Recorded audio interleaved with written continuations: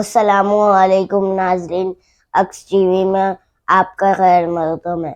मैं सैयद ज़रगामुद्दीन अली पेश कर रहा हूँ तालीम से जुड़ी साइंस और टेक्नोलॉजी की एक अहम खबर। आज सारी दुनिया आर्टिफिशियल इंटेलिजेंस और रोबोटिक्स के जरिए नए मनाजिल तय कर रही है और साइंस की तरक्की ने जिंदगी के अंदाज बदल डाले हैं। इसी को नजर में रखते हुए डाउन हाई स्कूल मलकपेट पर एक रोबोटिक्स और साइंस फेयर का एहतमाम किया गया, जिसमें अमेरिका में मुकीम ऑन्कोलॉजिस्ट डॉक्टर वकार सैयद ने मेहमान खुसूसी के हैसियत से शिरकत की। उनके अलावा मोअज़्ज़िज़ मेहमानान और सरपरस्तों और मुख्तलिफ स्कूल्स के तलबा और तालिबात ने भी साइंस फेयर का मुशाहिदा किया। आइए पेश है इस साइंस फेयर की कुछ झलकियां। अगर आपने हमारे इस चैनल को सब्सक्राइब नहीं किया है तो जरूर सब्सक्राइब कर ले और लाइक और शेयर करना ना भूले। आइए देखते हैं साइंस की दुनिया की ये अहम खबर। Good morning everyone, I am Syed Bilaluddin from class 7th and our project is lift. Lift is a very important thing for all the humans in future. As our country population is increasing, so we need compulsory lift to move up and down. We will develop ourselves to 10 to 24 building so we can go up and down by the help of lift only. Old people and patients cannot climb the lift. It works by battery eliminator and one motor. Here is the eliminator which helps in increasing the speed and decreasing the speed. Here back of this cardboard we have one motor which helps the lift to move up and down. Now I will use it and show to you. First I am reducing the speed. In this way it is working. Then I am increasing the speed of this lift. Now you can see it is working little bit fast. Now my friend Abdul Rahman will continue about hydraulic lift. Lift, it works with the air pressure. We having a lever for the hydraulic lift. When we put the lever frontward, it will go for up. See.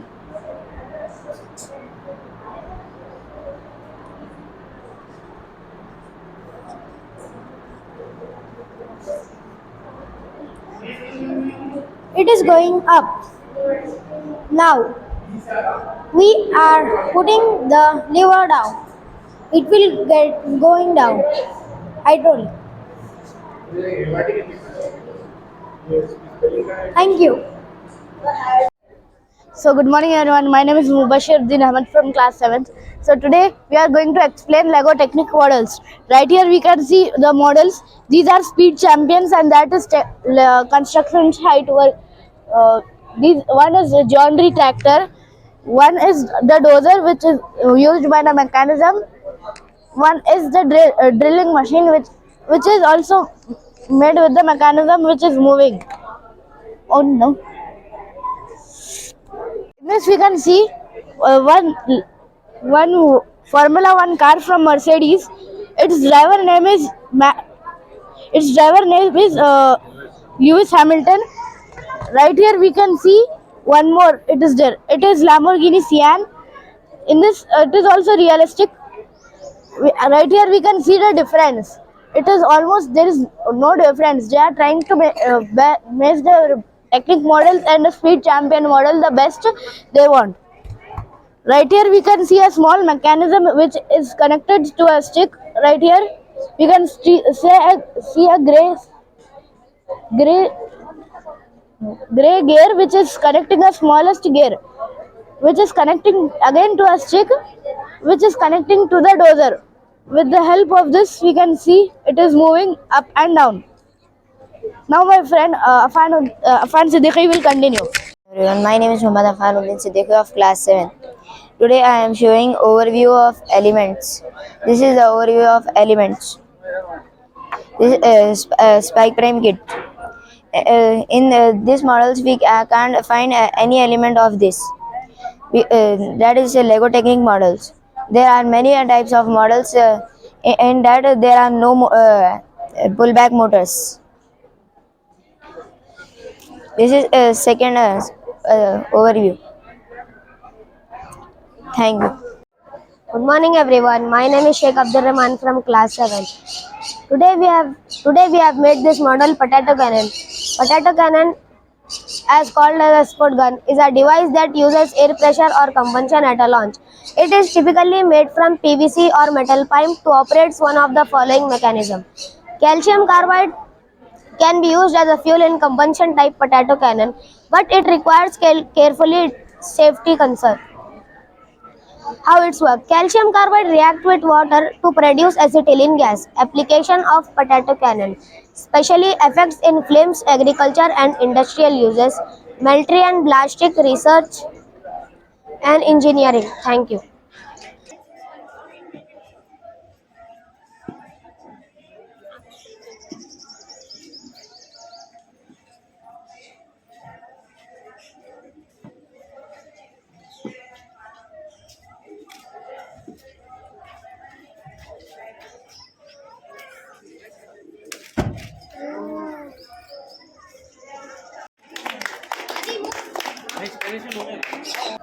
I feel pleasure to say that the fair which has been held is extremely nice, and it is going to help the children in their futures.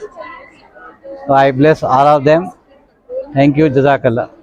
अस्सलाम वालेकुम। मैं doctor विखार सैयद, हम BB cancer hospital के promoter हैं। तो हमने आज बहुत खुशी हुई स्कूल को आके। डॉन हाई स्कूल का काफ़ी सुने हैं, we know it's a very popular school है, बहुत फेमस है एरिया में, बहुत अच्छा काम करते हैं। और खुर्रम साहब जो जनरेशन्स और इनके फादर, आपका भी कमिटमेंट टू सोसाइटी है, जैसा कि एजुकेशन, बच्चों को अच्छा एजुकेशन देना, ग्लोबली कंपेरेटिव एजुकेशन देना। आजकल हम वही बोलते हैं कि एजुकेशन का सिस्टम ही बदल गया।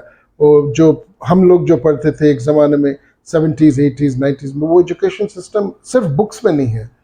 अब वो पुराने ज़माने में सिर्फ बुक्स से करो, मगअप करो, उसके बाद एग्ज़ाम पास कर लो, वो नहीं है ज़माना। आजकल इट्स ऑल, आप जितना अपना दिमाग लगाएंगे, जितना क्रिएटिव होंगे, कितना इनोवेशन है, आप क्या क्या नए आइडियाज़ ला सकते टेबल पे, वो है जनरेशन है। ये जनरेशन हम देख के आज बहुत खुशी हुई कि भाई डॉक्टर साहब, खुर्रम साहब ब्यूटीफुल प्रोग्राम करे हैं, जो करना चाहिए ऐसे। एवरी 6 मंथ्स एक प्रोग्राम होना नए नए चीज़ों पे। जो बच्चे जो पढ़ रहे हैं आजकल, बुक्स में नहीं पढ़ना है, उनको दुनिया में बात करना है, उनको एक्सप्रेस करना है। जैसा एग्जीबिशंस हैं, उससे उनको मालूम होता है कि भाई हाँ, ये लोग समझ रहे हैं और एक्सप्रेस भी कर रहे हैं और इम्प्लीमेंट भी करना है उनको। इसमें बहुत खुशी हुई कि भाई साइंस एंड रोबोटिक्स का जो आजकल चल रहा है, it's all about science, education, algorithms हैं आजकल के ज़माने। हर चीज़ का एल्गोरिदम है, हर चीज़ का सोल्यूशन एल्गोरिदम से हो रहा है। ये आर्टिफिशियल इंटेलिजेंस, इसका मतलब नहीं कि भाई इंसान की ज़रूरत नहीं है। इंसान, एक डर है कि भाई AI आ गया तो फिर इंसान क्या करेगा। नहीं, इंसान की हेल्प के लिए एल्गोरिदम्स हैं, आर्टिफिशियल इंटेलिजेंस है, जो इंसान की quality of life, health care, habitation, urbanization, sanitation, हर एरिया में आर्टिफिशियल इंटेलिजेंस इंसान को हेल्प कर सकता है। और यही शुरुआत है, दिस इज़ द बिगिनिंग। जो बच्चे सीख रहे हैं, ये लोग कल के दिन लीडर्स बनेंगे, कल के दिन साइंटिस्ट बनेंगे, कल के दिन डिप्लोमेट्स बनेंगे, कल के दिन इंटेलिजेंट पॉलिटिशियन बनेंगे।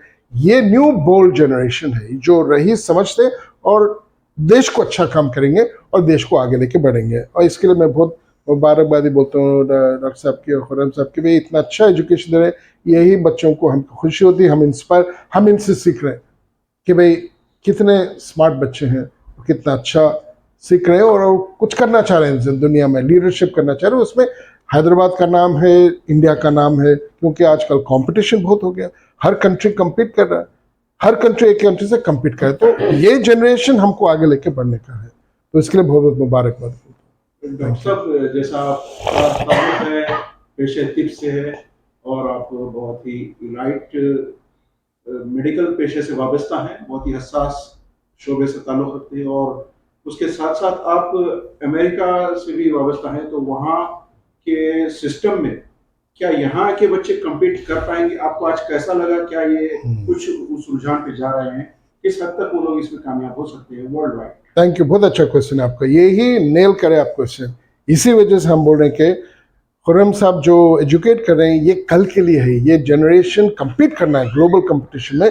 जी बिल्कुल सही, अमेरिका में जो हम जाते रहते आते, हमारा वहाँ भी एस्टैब्लिशमेंट्स हैं।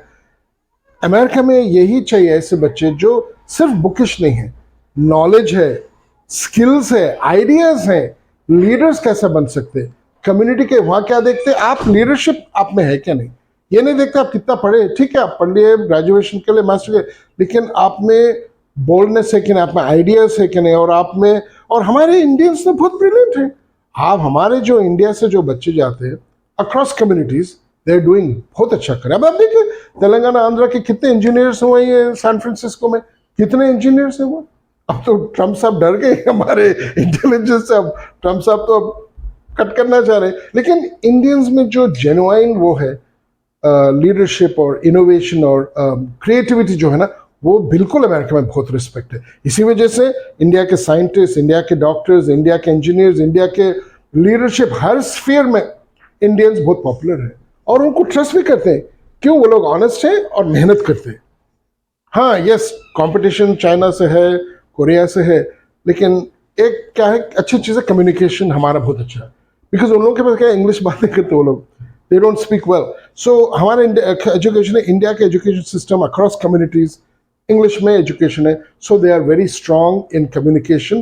तो यही है, सब्जेक्ट एक चीज़ है, कम्युनिकेशन एक चीज़ है, दोनों को अगर मिला दिए तो India is the best. Indians are the best people in America.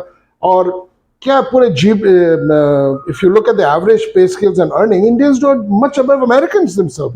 American से भी अच्छा वो लोग कमा रहे हैं क्योंकि कंट्रीब्यूट कर रहे हैं सोसाइटी को, लीडरशिप में, कंपनीज में। वो गूगल रहने दीजिए, पूरे देखो आप, पूरे आईटी कंपनीज इंडियन से हेडिंग है। तो वही तो है, वो बहुत खूबसूरती है, we are very happy. And इंशाल्लाह अब जैसे अक्सर आपको खुर्रम से बोले, डॉन हाई स्कूल को देखे तो इतने अमेरिका में, यूके में कहाँ है बता रहे थे, लॉट ऑफ टॉप लोग हैं वहाँ जो एस्टैब्लिश हो चुके हैं और जो वहाँ के कंट्रीज को develop. At the same time वो लोग इंडिया को नहीं भूलना चाहिए क्योंकि यहाँ ही से उनकी पैदाइश हुई, यहाँ से नर्चर हुए, यही स्कूल से बड़े हुए, फंडामेंटल्स नहीं भूलते। वो एक अच्छी चीज़, इंडियन कभी अपना बैकग्राउंड, अपने बेसिक्स नहीं भूलते। अगर कोई शॉर्ट मैसेज आप आज के स्टूडेंट्स को डॉन स्कूल के देना चाहें तो क्या देना चाहें?